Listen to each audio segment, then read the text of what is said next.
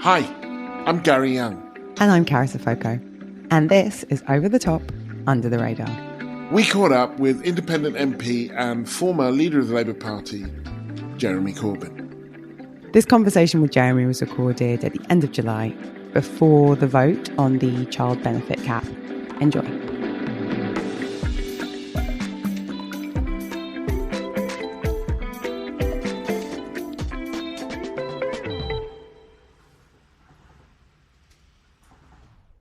Jeremy, first of all, congratulations on your election. Was your victory a surprise? It was very nerve-wracking because standing as an independent, you don't really know what the outcome's going to be. But all the door-knocking, canvassing returns we got showed us getting actually exactly what the result was. So we went to the result hopeful, but never overconfident. I was delighted when I saw the votes piling up about halfway through the count. And was it a little bit bittersweet? Because obviously you've been a Labour MP for decades now. Bittersweet, it's not quite the words I'd use. I would say we're proud of the result we achieved and proud of the dignity that we used in the campaign to win it. It wasn't 4 weeks of attacking the Labour Party or attacking the Labour candidate. It was 4 weeks of putting forward positive views and hopeful views. I've had some years of preparation for this position because I was suspended in 2020, which is, 3.5, nearly 4 years ago. And we'd been thinking about it for a long time. And when they finally said I was not allowed to even have my name considered to be a potential candidate, the local pressure from many people was, you've got to stand as an independent to give us a voice. And so I decided to do it. But it's also about giving a different kind of voice to people as to what they can achieve. And I pointed out during the campaign all the things that have been achieved in our community over all the years I've been here and before that have been because of popular action. That's why we have some of the parks we do, why we have community centres and many other things that we've achieved, including saving the local hospital. So it's about empowering people. What would you say, Jeremy, are the lessons from your victory, both for Labour and for the left? Well, the lessons for Labour are that they approached this campaign nationally with a degree of arrogance that surpassed even the height of the Blair years, when Peter Mandelson used to rather loftily say that poor working class voters had nowhere else to go but Labour, so therefore we didn't have to do anything for them. And this campaign, the economic offer was broadly similar between the two major parties. This country is beset by falling living standards for working class communities, huge issues of health and education needs, and huge levels of inequality. Yet the fundamental economic offer was that we're going to carry on more or less the same. And business was mentioned, I think, 60 times in the Labour manifesto, equality once. Well, that is not a good basis to start it. And so I think that was the first problem. Secondly was the deep anger with Labour over the Gaza ceasefire vote, which affected a lot of people, some communities more than others, but it did affect a great many people. And the Labour vote was actually less in numbers than at least the last two general elections, and in percentage terms only went up eventually 1.5% on 2019. And so there's something really strange that I'm accused of being a vote loser in 17 and 19. And the current leadership got less votes nationally than the party did under my leadership.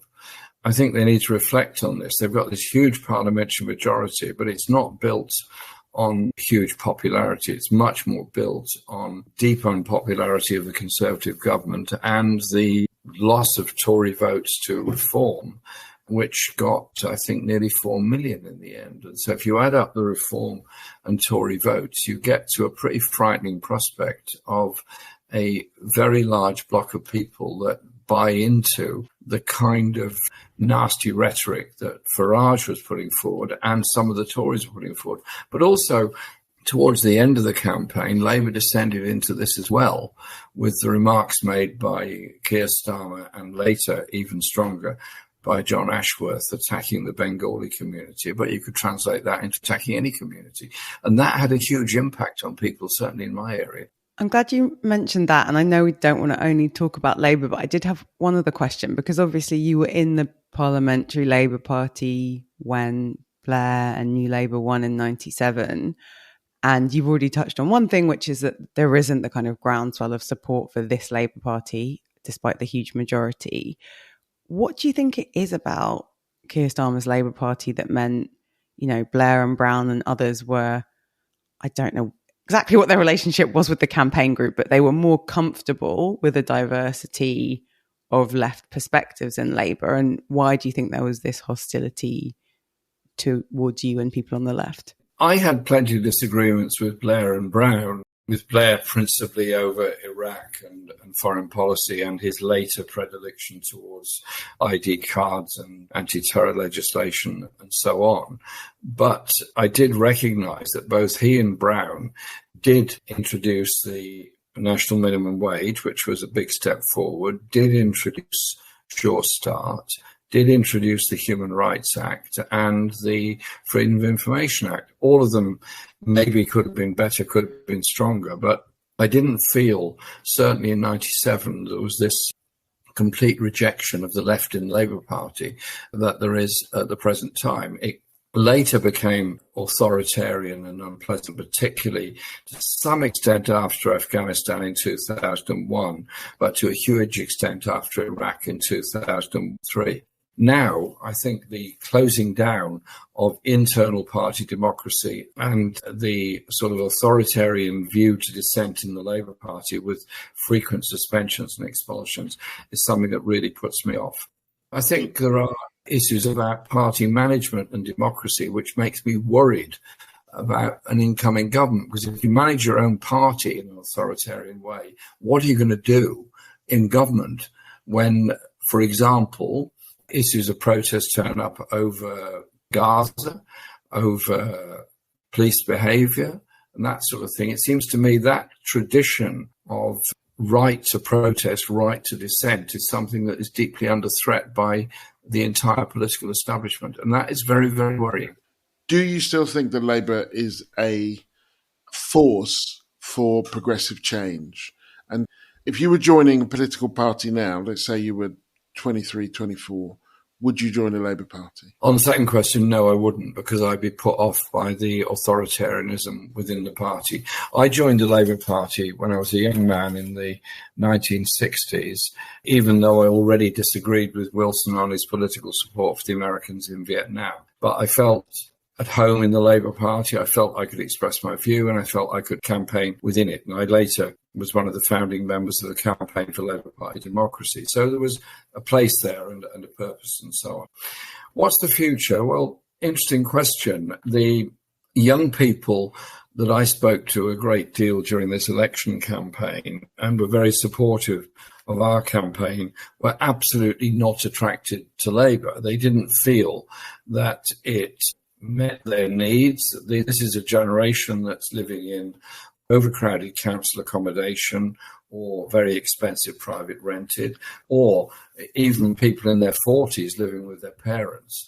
They don't feel that the offer from Labour on two-child benefit cap, on housing or university education actually meets their aspirations. And so I think a new kind of politics emerging. I wrote an article about this for your former paper about community-based political campaigning, and that's exactly what we're starting to do here with, first of all, the election campaign we've just run, but secondly, establishing community forums, which we're beginning in September, which I hope will happen in other places. Well, indeed, they already are happening in other places. I want this to develop into a much wider, slightly more focused political movement, but I don't think the idea of a top-down creation of a new political party is something people are demanding. What they want is a voice and their public representatives to be accountable. MPs don't change the world. Governments don't change the world. People change the world by putting pressure and influence on those in office. And with that, a short break. thank you to everyone who's already supporting us on Patreon. We've been pleasantly surprised by how many people were able to support the podcast, given we've only been going a couple of months. We are going to come back in September, but we can't continue indefinitely unless we get more supporters. So please visit patreon.com and support the podcast today. As socialists, we believe in that great Marxist principle, from each according to their ability, to each according to their need. And that's reflected in the 3-level support we've created, because we can't speak to your ability, but we can speak to our need. We're going to need you to put your money where your ears are. We have 3 packages. The Wokarati package, £3 a month plus VAT. The Prosecco Socialist, £10 a month plus VAT. And the Ultimate Comrade, £50 a month plus VAT. Bearing in mind, you don't have to be a socialist to contribute. You just have to appreciate what we're doing. All of the packages include over the top, under the radar weekly bonus episode, access to the WhatsApp private community. We had a great night on election night with our WhatsApp community. Carys and I were in there all the way through the night, and the weekly newsletter. Prosecco Socialist, £10 a month, and the Ultimate Comrade, £50 a month, also include first to know about live and in-person events. So, if you have the money and you are enjoying this podcast, please, if you can, do. There are a lot of people who were inspired by your message. And for people in Islington, it was very clear what they could do to support you and the movement in the election. But what if you don't live in Islington or a seat with a strong left-wing parliamentary candidate, now MP? Like, what would your message be to people who, as you said, don't feel inspired by the Labour Party, but do want to make positive change? What I would urge them to do is be active on politics, on housing, on wages, on benefit levels, as a way of expressing themselves. Does this lead into a political party? Maybe it becomes a strong movement. My ideas behind all this actually come from watching the development over many years of the Workers' Party, PT, of Brazil, which grew up very much from a community-based pressure group organising people in food and housing and work demands, which eventually morphed into a coherent political force. So for people in the election, what I did find was an awful lot of people turned up in Islington North to campaign. Some just came for a day. They travelled long distances, but said they wanted to be part of it. And they felt at last they could do something useful in this election campaign. We got more helpers than I can ever remember in any parliamentary election campaign, which meant that we managed to actually speak to 51% of the electorate by the end of the campaign, which you think of the number of people that are out whenever you call to see them and all that, or places you simply can't get into because of complicated security arrangements. I thought that was a huge achievement. Some people are very critical of me for not jumping ship totally 3 years ago, forming a new party and leading it and so on. I didn't want to do that because there are many good people in the Labour Party. There are MP comrades that I work happily with. I think there's going to be a big moment over the 2-child benefit cap unless the government has changed its mind again overnight. And it reminds me of Blair in 97 when they had that proposal to reduce the lone parent benefit level, and that led to an enormous rebellion. Interestingly, despite the words that Mandelson and Alistair Campbell put out at that time saying we're not going to tolerate any rebellion, we're not going to tolerate any dissent, Nick Brown, as the chief whip at that time, came into the division lobby where we were voting against the lone child benefit. I saw him in there and he was chief whip. And I said, Nick, are you sure you should be in this? Because you're meant to be supporting the government. And he said, I'm just here to tell you that tomorrow there will be a Labour Party, and tomorrow you will be in that Labour Party, and tomorrow, as today and every other day, you have a place in that party. That was a very interesting and quite significant message from the government chief whip at that time. So, Jeremy, you've had this wild ride, right? You stand in 2015 to make sure that the argument is put about austerity, but you don't imagine when you are going to do it when you do it, that you're actually going to win that argument. You become the leader of a party, the parliamentary wing of which proves incredibly resistant to your victory. You go through quite significant accusations around anti-Semitism. You increase the vote share in 2017 and the number, then electorally get hammered in 2019, then get effectively expelled from the party in a way, not formally expelled, but suspended. You can't stand against the party that you've been a member of for ages and win. I'm just wondering if there are 2 or 3 lessons that you have learned from that roller coaster ride, things that you would have done differently, ways in which you understand things now that you maybe didn't before. I stood in 2015, as you remember, with enormous difficulty on even getting the nominations to be a candidate. We needed 35 MPs to nominate, and we eventually got 36, but that was less than a minute before the close of nominations. So it was a very, very close run thing. And probably half of those that nominated me did so because of pressure from their own constituency Labour parties, or because they felt that at the very least the political platform that I was outlining, essentially the anti-austerity one, deserved to get a message and deserved to get a hearing.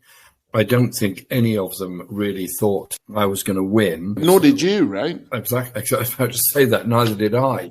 To begin with, I thought we would be lucky to sort of get a hearing and we'd be able to take part in these debates, and that would help to build the left in the party. And then after a very short time, it became pretty obvious to me that there was massive support. I remember sitting with someone who now works for Keir Starmer saying, I'm really confused. The CLPs we thought would go for Miliband are going for Corbyn on first pref. So there was something that was, you tapped into something that was there with existing members. Fair point, because it's often said to me, people say quite an accusing way, you only won because you've got all these non-members to vote for you. So it's actually, that's not correct. Look at the figures. Yes, they were voted largely for me, but we would have won anyway, albeit by a small majority. Anyway, that campaign grew very, very rapidly, and with it, huge demands, and we developed policy and put out a lot of policy statements. After I was elected in September 2015, I remember that night writing in my diary, 2 days later, saying, I feel a bit like a beach whale. I've been washed up on a beach, having had a great swim. The problem is all my friends and supporters are still out in the ocean. And in between, we've got a huge hostile force known as the Parliamentary Labour Party. So they were a problem from day one, in that the shadow cabinet can only be appointed from within the Parliamentary Labour Party, both Lords and Commons Parliamentary Labour Party. I didn't have much support there. And I remember the first Prime Minister's question time I went to, I looked around, the chamber was absolutely ram-packed. Every seat for MPs was taken and every seat in the gallery was taken as well.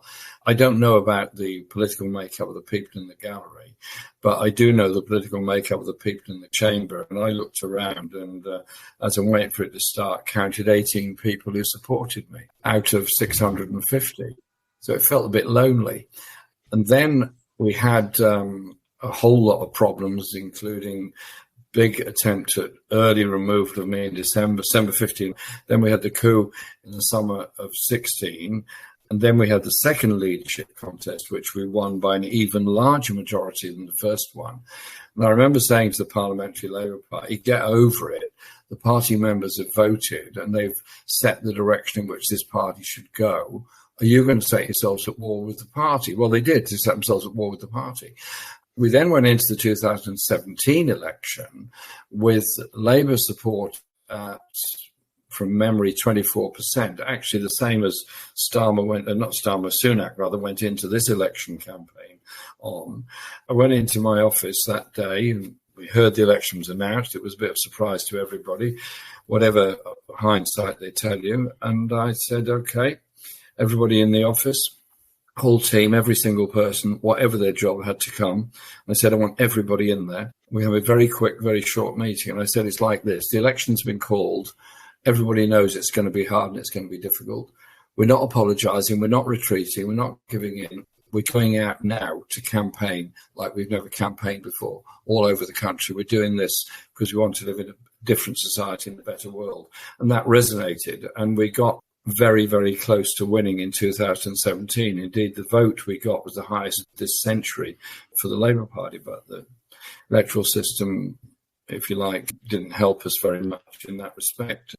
I wanted community organising from the very beginning, and I felt that it would be possible to work with the existing structure and officials within the party, explain what I wanted to do, and that they would work with me on it. I did not and do not believe in dictatorial leadership. Many people say that was a fundamental mistake on my part, but I wanted to build a legacy of democracy and participation. The membership went up to 500,000, and ultimately, just by 2019, was almost 600,000, largest party in Europe.